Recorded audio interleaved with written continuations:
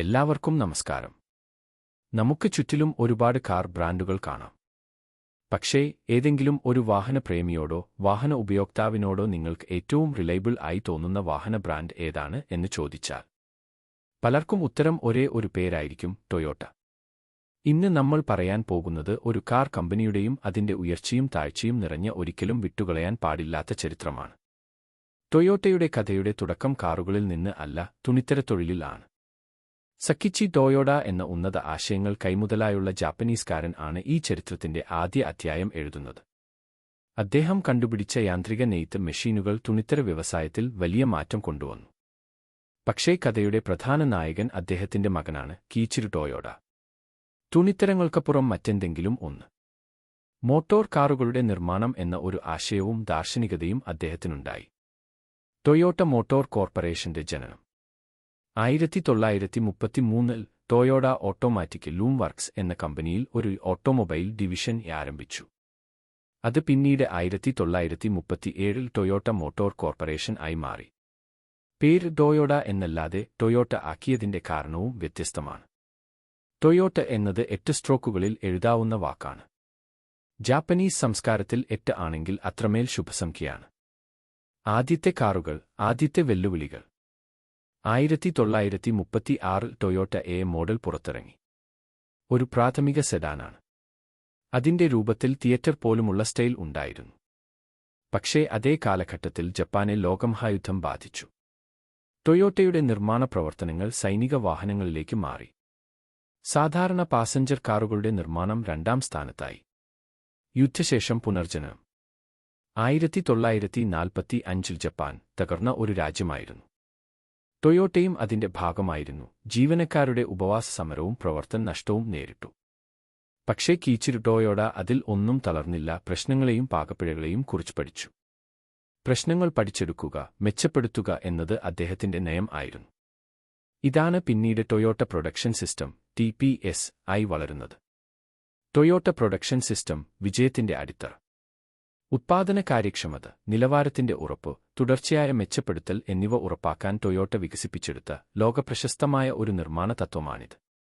ഇത് തന്നെ വലിയൊരു വ്യവസായ മോഡൽ ആയി വളർന്നു.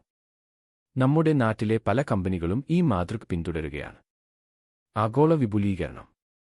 1957-ൽ ടൊയോട്ട അമേരിക്കയിലേക്ക് കയറിത്തുടങ്ങി. ടൊയോട്ട ക്രൗൺ ആയിരുന്നു ആദ്യ കാർ. പക്ഷേ അതിനു വലിയ വിജയം കിട്ടിയില്ല. 1970-കളിൽ Toyota Corolla, Hilux, Land Cruiser തുടങ്ങിയ മോഡലുകൾ ലോകം കീഴടക്കി.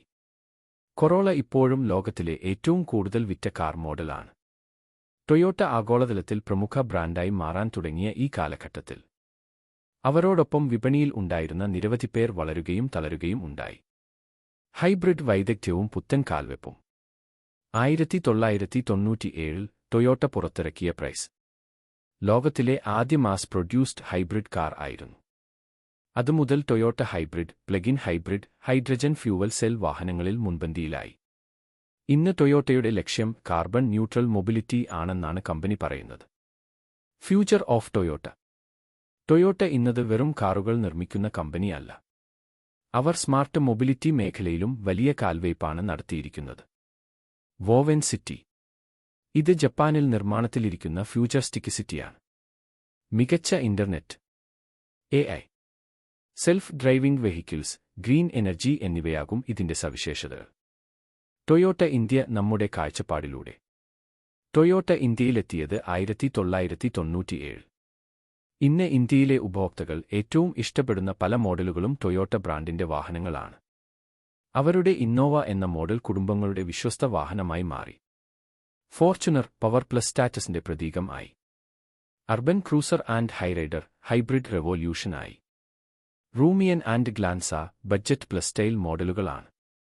ഇന്ത്യയിൽ അത്യുന്നത ക്വാളിറ്റിയുമായി ടൊയോട്ട ഉറച്ചു നിൽക്കുന്നു. ഇനി വരാൻ പോകുന്നത് അത്യാധുനിക ഇലക്ട്രിക് കാറുകൾ ആയിരിക്കും. ടൊയോട്ട നമുക്ക് എന്തു പഠിപ്പിക്കുന്നു? ഇത് വെറുമൊരു കഥയല്ല. ടൊയോട്ട എന്ന ലോകപ്രശസ്ത കമ്പനി നമുക്ക് കാണിച്ചു തന്ന വിജയത്തിന്റെ ചരിത്രമാണ്. തെറ്റുകൾ തന്നെ വിജയം ആയി മാറ്റാം. തുടർച്ചയായ കഠിന പ്രവർത്തനം ഒടുവിൽ ഫലം കാഴ്ചവെക്കും. ഇത് വെറും കാറുകളുടെ കഥയല്ല, ഒരു സ്വപ്നം നയിച്ച സമ്പൂർണ്ണ ചരിത്ര ആവിഷ്കാരമാണ്. ടൊയോട്ടയുടെ ഈ പ്രചോദനമുള്ള ചരിത്രം നിങ്ങൾക്ക് ഇഷ്ടമായി എങ്കിൽ ഇതുപോലെയുള്ള കഥകൾ നിങ്ങൾക്ക് എത്തിക്കാനായി ഞാൻ ഉണ്ടാകും. ഇപ്പോൾ തന്നെ ലൈക്ക്, കമന്റ്, സബ്സ്ക്രൈബ് ചെയ്യൂ.